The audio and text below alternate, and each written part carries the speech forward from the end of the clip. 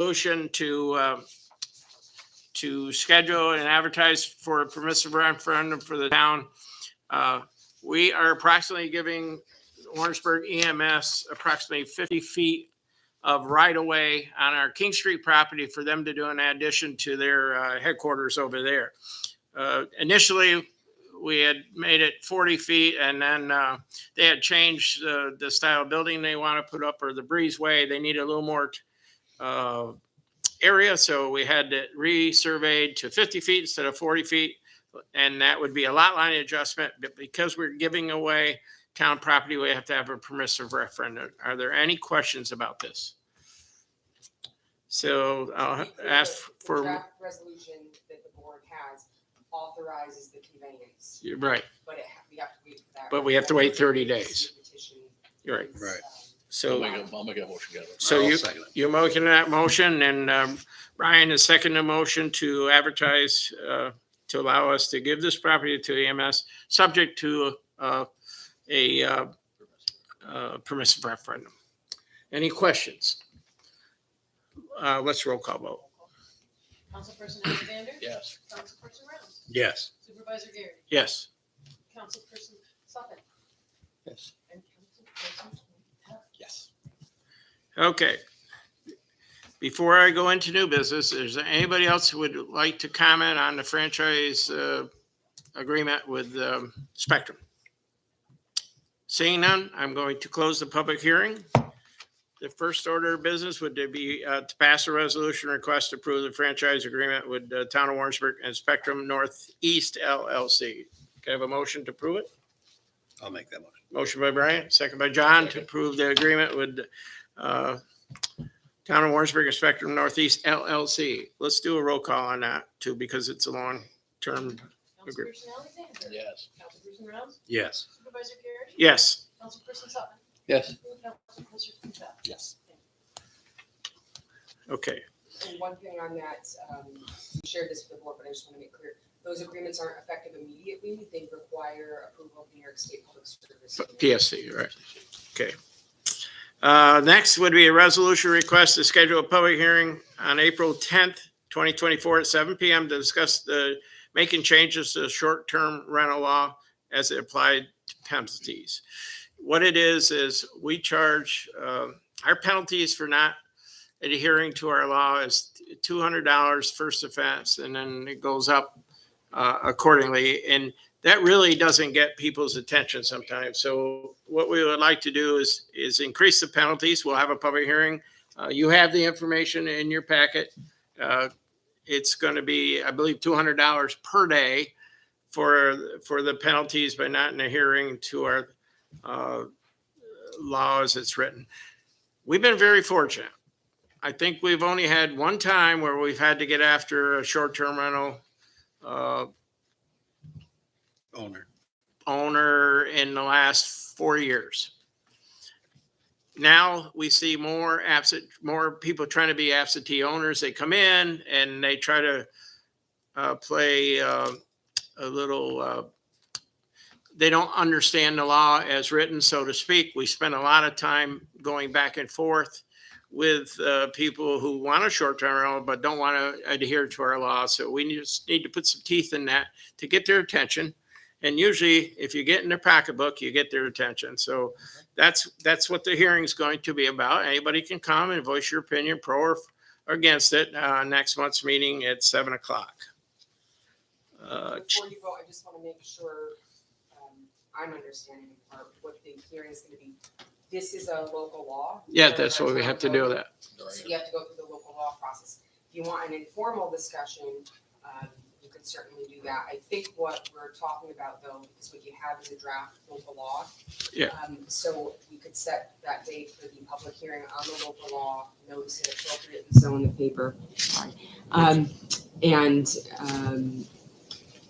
But They it won't take effect anyways, even if we pass it until we file it, right? And then that's what I was gonna say, and then it would have to be available for inspection. Right. In the town clerk's office prior to the public hearing. And then after the public hearing, it is in fact adopted, it wouldn't be effective until it's filed with the Secretary of State. We'll be reaching. Yeah. Yep. So I just want to be fair and give it all out there for anybody. All right, but, so is that what the motion is, to set a public hearing on the local law? Yeah, Okay, But can I be clear? We already have a local law on short-term rentals. We're just amending it. Right? yes, Or but amend. that is a local law in and of itself, to do that so amendment. that's why we have to go through You have this. to go through that same process Very and amend it. We changed a lot of our codes where we could do fees via motions here, but this is a local law, so we have to do it this Yeah, way. those are more building permit fees and things. This is really. Fees, landfill. About the enforcement and what can be imposed by the court if, someone was subject to court proceedings as a result of their failures. Okay. So we need a motion for that. Yes, we'll need a motion for that. I'll make that motion. Motion by Brian, second by Jock to schedule public hearing April 10th, 2024, 7 PM. Any further discussion?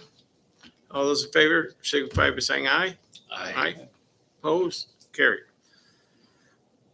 Next is a resolution to accept a bid from Flatley Reed to provide environmental service to the town of Warrensburg, which will involve, but is not limited to the following. Number one, lead-based paint risk assessment.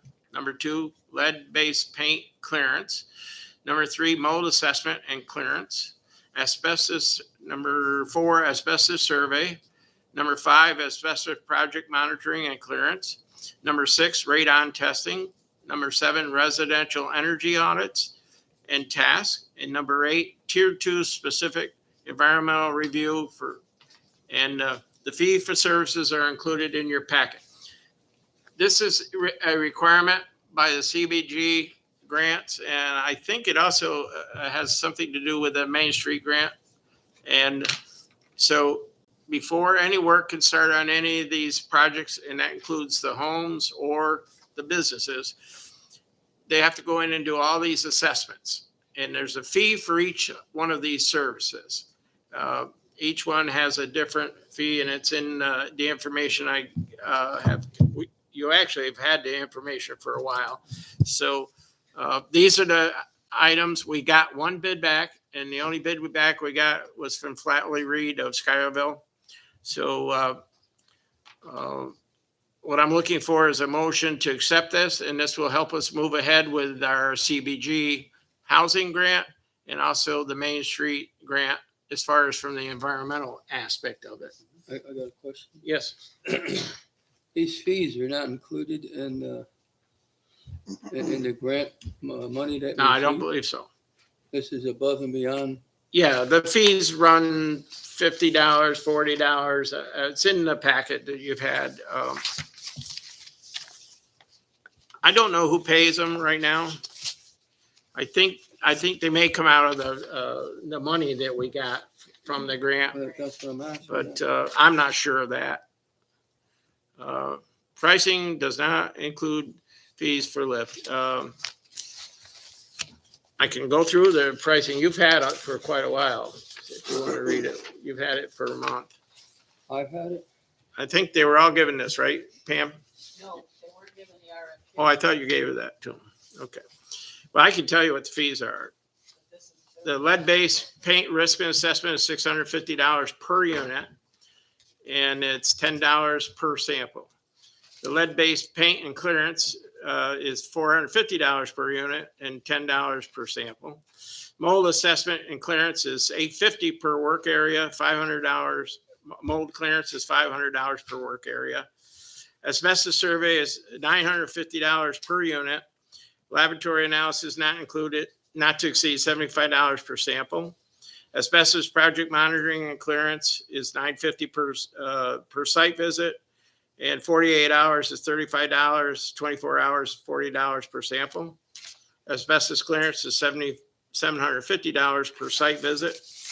Radon testing is $500 for the sample collection and laboratory analysis. And residential audits, site work is $500, and tier 2 site-specific environmental reviews are $650. And I can't tell you if it's coming out of the grant to move ahead with the CBG. So we had to do this. We're required by the state of New York to do this. So we only had one bid. So if we want to move ahead with this information, I guess we got to hire the bidder and start. Start somewhere. Yep. I'll make the motion. Motion by Brian, second by Jock. Any other further discussion? All those in favor, signify by saying aye. Aye. Opposed? Carried. Okay, also tonight, we have several water rate changes. The net increase to the rates will be $230. Most of the rate changes are due to people who were seniors selling their homes and they're becoming single family charges. So it equals out to a net amount per year of $230. And they're all in your packet. Next, there will be a public hearing on March 24th, 2024, at 3:30 p.m. at the Old Firehouse. This is put on by Warren County as part of the Warren County Comprehensive Plan. They've had pretty good attendance at the meetings they've had. They've had one in Warrensburg. They had one at SUNY Adirondack. This one will focus on the natural environment portion of the plan. So all are invited to attend. It's 3:30 p.m. at the Firehouse over here on 18 Elm Street. Also this afternoon, received notice from Cedarwood Engineering. It looks like our sludge removal project is coming in a pretty good under budget by around $250,000. The tentative final payment on the project will be $50,310.06. We still have to confirm a couple of numbers, but then that project will be paid off. And lagoons are the wastewater treatment plant has been really receptive to having the sludge removed from the lagoons. Our operation is doing much better up there. This will allow us to carry on for many years in the future with a good operating wastewater treatment plant. It's a long time coming. It hadn't been touched since 1992. And I know the cost was $900,000 when we started, and I think we're going to save over $250,000 on this project. So it was well worth it. And this will really set the town up for years to come, any of those people in the sewer system. So I just want to bring that to your attention. Next, bills, request to pay bills on warrant number 3. The total warrant for this month is $81,514.87. Any questions about any of the warrants? Somebody want to make a motion? John? The second? A second. Second by Robert to pay warrant number 3 in the amount of $81,514.87. All those in favor signify by saying aye. Aye. Okay. Any comments? Any comments from the public? Anybody wish to speak on any topic? Please do. Please come up here to the microphone and state your name Thank you. for the record. Yes, my name is Rainey Drake. I live on Oak. Can you speak in because we can't hear you? My name is Rainey Drake. I live on Oak Street in Warrensburg. Can you hear me now? A little bit Is that better. better? Okay. Yeah, maybe if you sit there. Yeah, thank you. I just want to thank the board Hey, just take it right off Up there, there, like grab you it. own it. Yeah. I want to thank the board for allowing me to speak at the last meeting, February 14th, I believe it was, regarding the issue with the groundwater flooding in the King's Edition. And I appreciate, Brian, your comment earlier about the town being out there with the drains. I have seen them.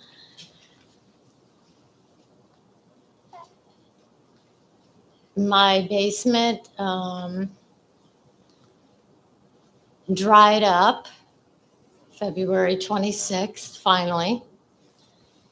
And 5 days later, we had a little rain shower and it is, my basement floor has 1/4 of an inch standing water, and my sump pump is back to running every 2 minutes. I'm thankful, like I said at the last meeting, that I have a sump pump pit. And actually, there's 2 sump pumps in there. I had another one put in. So since December 18th, I have spent close to $5,000 out of pocket. And now I need to consider installing a generator because I'm concerned if my power goes out, my entire basement would be flooded.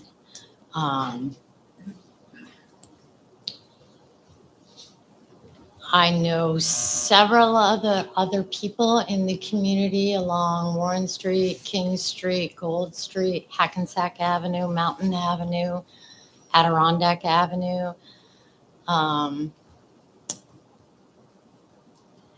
That are in the same situation and have had to have sump pits installed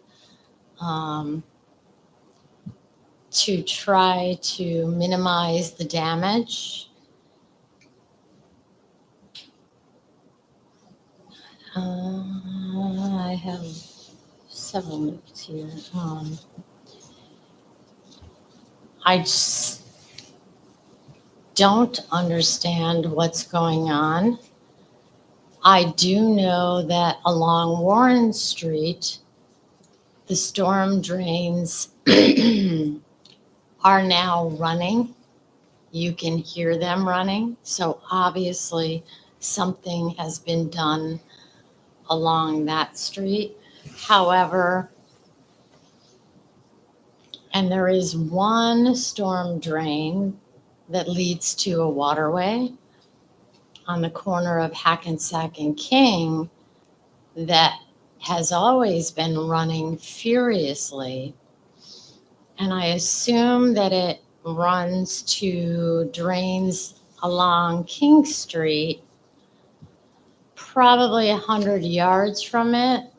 However, every single storm drain on King Street has just standing water. The water is not moving. Nothing's coming in. Nothing's going out. They are just standing water. So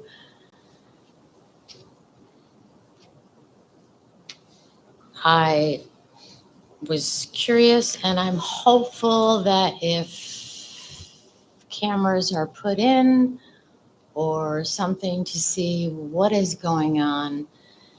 I look at Hackensack Mountain and I thank God that like 15 years ago when I look out there would have been maybe 6 to 8, 10 feet of snow on the mountain still today. It's bare.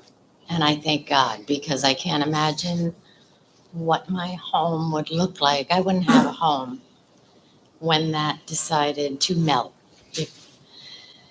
So, I appreciate at the last meeting you addressed, changing climate, land development. I get that. This is not that. I firmly believe that the town has either done something to cause this, meaning capped off where it leads into a waterway or drains into a waterway, or it is clogged somewhere leading to a waterway. And maybe it's not something that has been done purposely. Maybe it's been neglected and not maintained, the infrastructure, but you have tax-paying community members who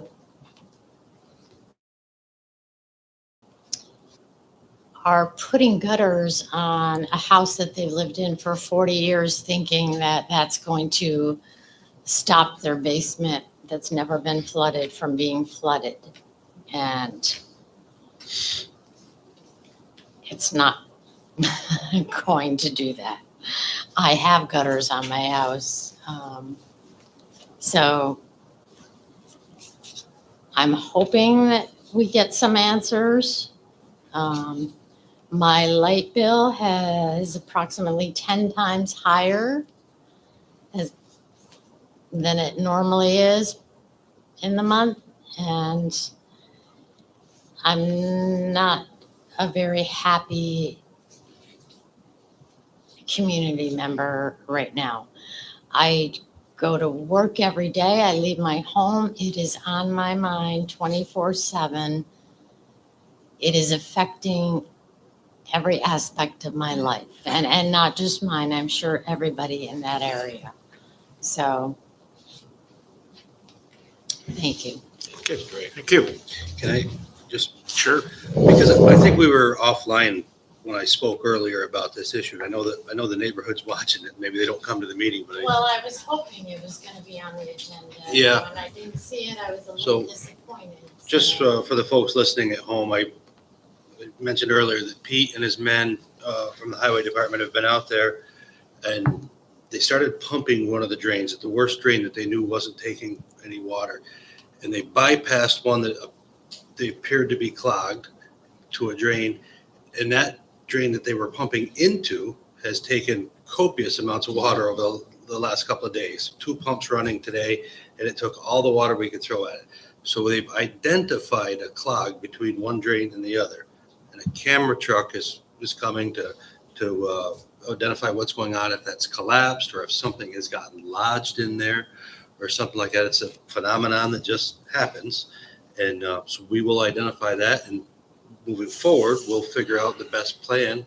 If it can just be unclogged, that's great. If not, we're here to make the changes to try to address that. And some of the drains we know don't go anywhere. They're just dry well drains. They're overtaxed. And getting back to whether it's climate change or whatever, the phenomenon that we're experiencing is the fact that there's been virtually no frost in the ground. So on a regular year, these torrential rains we get would hit the ground and they would run off, slope away from your house, and they would make it to these drains. But because there's no frost in the ground, that the water's going in. And like I said last month, maybe this is the new normal, so we may have to start addressing somehow to do that. Hopefully not. Maybe next year we get a good old barn burner of a winter and it freezes up. But you got to work with us, and we're gonna be on it and doing all we can. Thanks. I just want to say for the board, we don't know if this is a town issue or not. No. The board indicated that last month. No. We did express a willingness to check our drains, and it sounds like that's been done.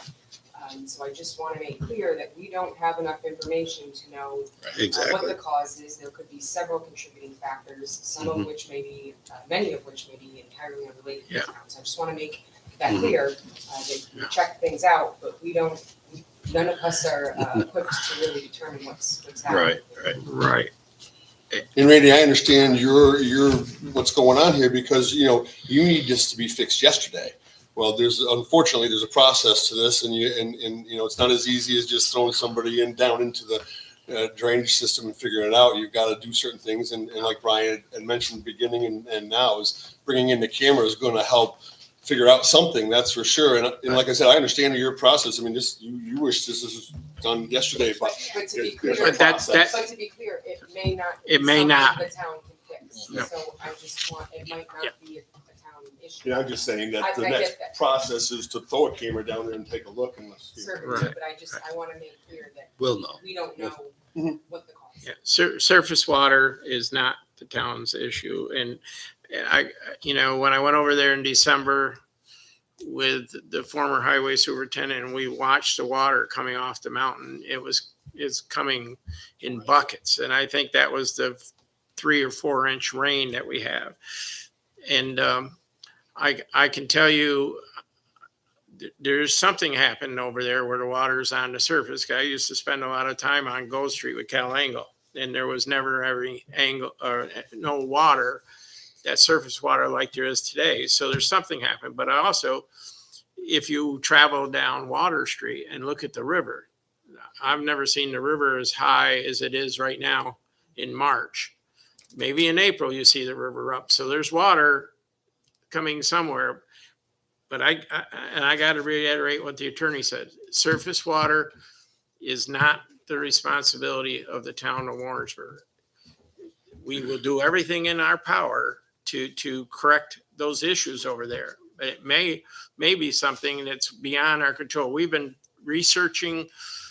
We've been asking people, do you remember the blind ditch? Do you know there's a ditch that used to run down through there? Does anybody know what possibly could have changed over there to cause all this surface water other than, and something has changed and it's pulling over there. We will do everything in our power to try to figure out and try to correct it the best we can. We're not going to capture all the surface water. Now, I lived over there, so I'm very much aware that on King Street, you need sump ups in your basement because that used to be a pond over there. So there's a lot of factors. It has changed. I get something has changed, whether it be the atmosphere or what's going on, but something has changed and we are working on it. I've spoken to the prior superintendent. I spoke to this superintendent. I've talked to people over there this past weekend, and that's why we're working on it now. That's why we're making every effort to try to alleviate it. Once we get it down where we can investigate, then we can do some more work on the storm drains. But it's not an easy fix, and it's here to stay right now, but we will do everything in our power. But to say that you'll never have to run your sump pump again, we'd be telling you a big false story, and I don't, because of the area where you live.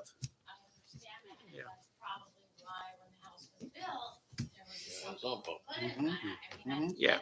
Yeah, absolutely. But I understand. We hear your pain. We really do hear your pain. Yeah. In the meantime, we're all being assessed at lakefront property because of it. Just a little levity. Some of us are. Some of us are. Okay. All right. Any other comments tonight? Please step up to the microphone so we can hear you and state your name for the record. We've missed you. That's okay, Claire. I just want to add to your comment about the river. The river by me is up in my yard 3 feet.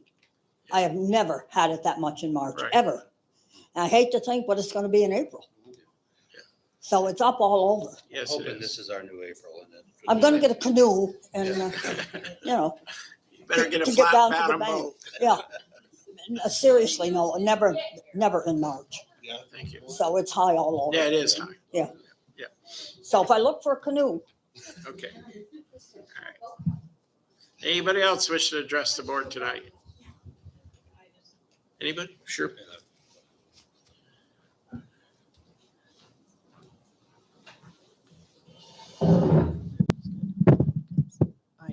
I know you're not going to be able to hear me.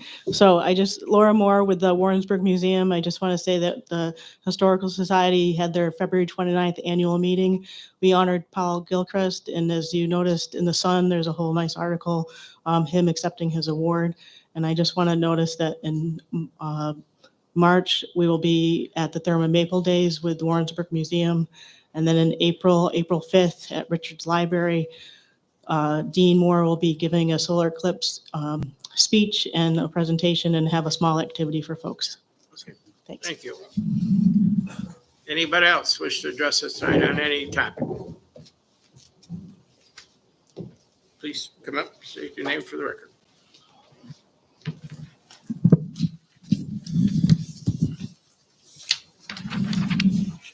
Sharon Sutton. Last You have month, to speak into the mic. okay, Thanks. sit down. Okay. Last month at the town meeting, you had brought up that the library sent a letter saying that they were going to go over the budget cap for 2025 possibly. So I got a little upset about more taxes being raised. So I went to the library, to the meeting of the library, their board meeting. It's open to the public. And I have to, I'm not upset at all with them raising or going above. After I took a tour of the library and saw the things that they do, they're amazing things that they're doing for this town. And I don't think most of the town people know what is going on at that library. So I don't know if there's any way that we could help them get the word out somehow. I think it'd be a good thing to do. Okay. They really do a lot there. So, and their next meeting is April 2nd, if anybody wants to go Okay. at 10 in the morning. So, Thank you. thank you. Anybody else on any topic? Seeing none? Just one quick item here. We have most excellent sidewalks. Those that walk their dogs use the poop stations, especially on River and Sanford. We don't need to have that awful stuff on sidewalks. Thank you very much. I got just a couple more things, but I'll go. Jack, you have anything to bring up? Robert, anything to bring up? Brian? Yesterday, last year, we applied for funding to have the transportation, Glens Falls transportation people study Main Street. Yesterday, John and I met with I believe he was an engineer from DOT and Aaron Frankenfeld from Glens Falls Transportation Council to talk about our Main Street. We talked about different aspects of Main Street, what we thought could be done to improve the Main Street. Now, this doesn't guarantee there'll be any money forthcoming or that the street will be, anything will be done to it immediately. But it was a good meeting. We enlightened the state person who came up about the issues we're having on Main Street. We know that all the parking was taken away in 1992. Irregardless of who is responsible for it, they've screwed up the Main Street. And the state of New York needs to help us make it safer and better for everybody who lives in this community. That's number one. And so we're working on that. I want to applaud the number of individuals on the assessment review. Right now, we have maybe 70 to 80 people coming in to talk about their assessments. I know there's some, I don't want to get into the job of the assessors or the people who did the assessment. But I think if people take the time to read your notices, you'll see that not all, but most of the people's rates will either go down, stay the same. The way it normally a reval works is a third stay the same, a third go down, and a third go up. I've had some people tell me that their taxes are going up $1,000 on a $30,000 or $40,000 tax assessment increase. I said, it can't happen. So I just want to give you an idea of where projected rates could be. And I tell everybody they could be next year, because if you could tell me the price of gasoline is going to stay where it is for the next 9 months, then I can tell you that these rates will hold next year. But just to give an idea, because I don't think if people ought to understand, I don't think people could understood how to read the sheet. Maybe they did read them. And but anyways, projection on the town tax rate would go down about $1.10 per thousand. The county tax rate would go down around $1.10 per thousand. The ambulance rate will go down around, the ambulance rate will go down around about 70 cents per thousand. The fire rate will go down about, that's going to go down 21. Go down about 40 cents per thousand. And then the lighting district will go down about 10 cents per thousand. But those are only projection. That's if we held the line on the budget today with your new assessments. Those would be the rates. Potentially they could be. Now, will they be that? It's like I said, if you can tell me the gasoline's going to stay where it is for the next 9 months, I can tell you that these rates could be close to what they are. But people have been very good about it. The calls they've called in, you need to make appointments. If you have any issues with your assessments, you need to make appointments in the assessor's office, come in and to discuss your assessment. There are advantages as a town to do revals, but I understand if it impacts your pocketbook, sometimes people don't really care to understand the value of doing a reassessment for the town of Warrensburg. But anybody else have anything else that's come to mind? Please come up, state your name. This will be the last bite of the apple. Okay. Just clarification, when you were talking about those grants, because I sit on that committee. Yeah. Oh, yes. Okay. We didn't announce those Main Street yet, right? No, they're in the process. They're in the process. But on these grants, like I said before, the misconception a lot of people have is that you're going to get a grant and there's going to be a Brinks truck parked out here and everybody comes down, sticks their hands out and they get money in it. It doesn't work that way. With all those things they're talking about, lead abatement, asbestos abatement, all this stuff, this is federal money and state money. They are not going to put a dime in anybody's building until all those issues in that building are cleaned out. If you got asbestos in your building, it's going to get out of there before they put any apartments in there. They're not going to redo apartments in somebody's house and put people in there that's full of asbestos. So that's why they do all this radon and all that stuff. So that misconception that it's a pot of gold is out here is there's a lot of hoops they got to go through to get it. Right. But I do think we're closer on our Main Street grants. Oh, yeah, they are. And they'll put it out there and the contractors have to be licensed contractors. They all have to have a lead abatement stamp on their thing. There's a whole bunch of stuff that goes, you just don't go hire your brother-in-law, two-finger shorty down the street to come up and work in your apartment and everybody goes away singing Kumbaya. There's a whole bunch of stuff that goes with this. Right. But it's because it's federal and state money. They will not, I sat in that meeting there for 3 hours. They will not put a dime in any property where there's any violations with lead, asbestos, water problems. It's got to all be cured. There's no sense of putting 2 new apartments in a place and move people in there that's full of asbestos. Right. And they won't do it. So. Right. And this is how it goes. This is the way it goes. When you get a grant, it doesn't matter what level you're on. I mean, Right. It's like the Westminster Dog Show. You have to jump through so many hoops, Yep. but that's the way it works. So if you want the grant money, you jump through the hoops. And Yeah, if you it don't- doesn't matter what level it's on. I mean, Right. I've dealt with this. It's what you got to do. Yeah. And we are going And if you to, don't do it, you don't get the money. do it, It's you as don't easy get as the that. I don't care. and we are going to reapply for more Main Street money when the next round comes up. I've talked with Flatley Reed because I think this one's going to be successful. The home grant could last up to 3 years.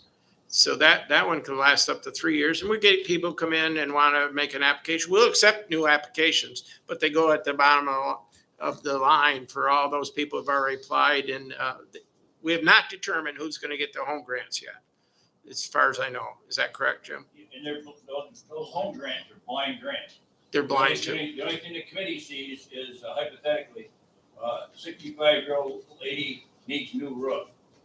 Doesn't know, there's no name, there's no address, there's no nothing. So it's all done on the merit of what the person needs. So somebody can't come in and say, my cousin is a friend of Kevin Garrity, and he's gonna get a roof, and the other guy ain't gonna get it. It's all blind stuff. Yeah, and none of us here sat in on, we do not sit on the committee.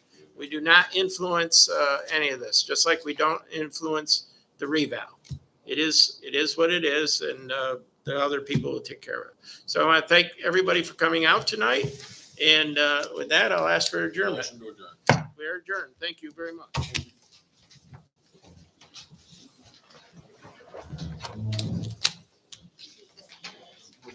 Yes, sir.